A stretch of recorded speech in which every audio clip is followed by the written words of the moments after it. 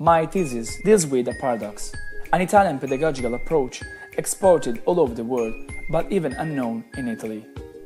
The Reggio philosophy, better known as the Reggio Emilia approach.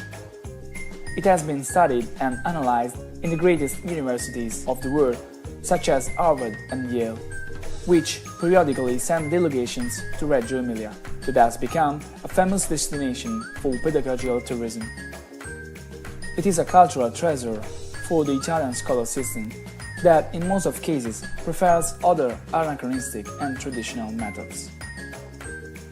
The Reggio Emilia approach is a pedagogical approach implemented in infant toddler centers and preschools of Reggio Emilia.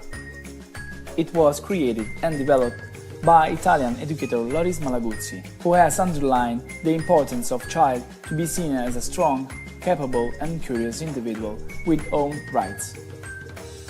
International recognition exploded in 1991 when experts commissioned by the American magazine Newsweek identified Reggio Emilia schools as the best one in the world. The role of teachers could be as fascinating and gratifying as complicated and sensitive to changeable children, family and societal needs. Reggio Emilia's educators have always worked with a sense of uncertainty. In fact, this approach never reaches a final goal. The educational process is continuously evolving, and it is subject to periodic tests. Thus, the Reggio Emilia approach is considered as an open-ended coil with no limits. Their principal task is to provide documentary evidence, carefully listen, observe, and document children's works, actions, behaviors, and words. This is all made possible through notes, photographs, videos, recordings, and children's artistic creations. It involves everyone, children, teachers, and families, and they are given the possibility to share, discuss, reflect upon, and find out children's abilities and improvements. Therefore, educators have a principal role of teachers, but also beginners. In other words, teacher as learner, who is always willing to change teaching principles to better suit their experiences with children. Kids are little builders, thanks to the use of the 100 languages, intended as multiple capacities for creative expressions. They will learn some topics they are interested in, satisfying their intuitions. The Convention on the Rights of the Child affirms the right to freedom of expression for children. It should be binding, but most of the time they are deprived of this right. Thus, the school betrays its first mission, bereaving children of their 100 languages. Reggio Emilia schools have always welcomed children with special rights in the learning community. This policy is principally a fundamental aid to families, but it also improves educators' practice and develops new cognitive approaches.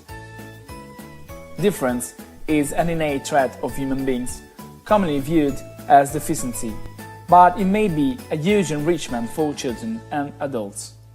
Furthermore, in the past time, the birth of a child with disabilities generally led to familiar problems, but with today's advancements to the school service support system, families can imagine a better future. Parents have always contributed to the learning process in the Reggio Emilia approach. Creators of the first municipal school in 1963 and then entirely involved in the professional debate with school. According to Lorenzo Papagni, the quality of spaces is strongly related to the quality of learning. Thus, the environment, viewed as the third educator, has to be welcoming, comfortable and pleasing. Children need a space to unleash their ambitions and unlock their potential and cooperate with their friends. Each school has a space called the atelier and the figure of the atelierista. This innovation is unique in Reggio Emilia approach. The atelierista is a person with an art background, which is completely different in educational training compared to teachers who have attended religious schools. This new figure introduces new standards, that lead to richness and innovation in learning process. The atelier is a designated room of research, innovation and empathy. This innovative place of activities promotes expression, inspiring and encouraging children's knowledge, curiosities and intuitions. The Reggio philosophy is often compared to traditional pedagogical methods, which reveal what is needed in a systematic way and how to focus on achieving goals. But rather, the Reggio approach is open to any kind of improvement and reconsideration, thanks to children, parents and teachers' cooperation. Although positive aspects tend to be superior and remarkable, it could be possible to find minimal lacks of applying the approach, such as discontinuity. Children are accustomed to a certain learning approach, and the passage to a higher and different scholarly grade where they receive a traditional method could be demanding. Nevertheless, in most of cases, parents may produce fear and worries in their children, who have generally a great ability to adapt. Therefore, children will attend primary school facing traditional methods, but with an enriched cultural baggage.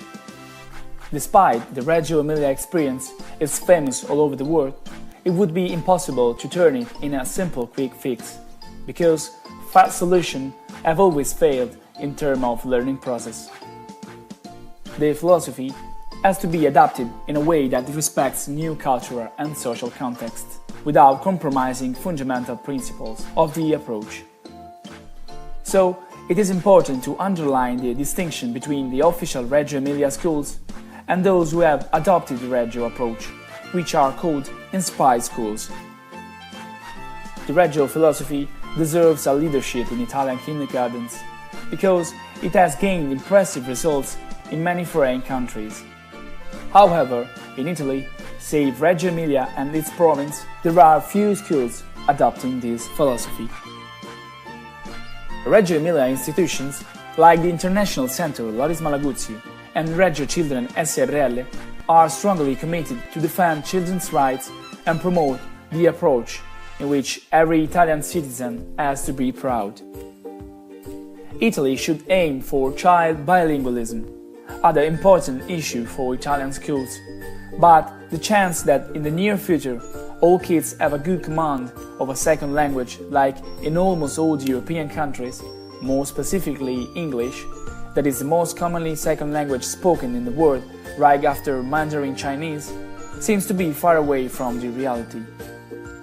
If anything, this should be an important challenge that Italian institutions should focus on in order to reach this fundamental goal.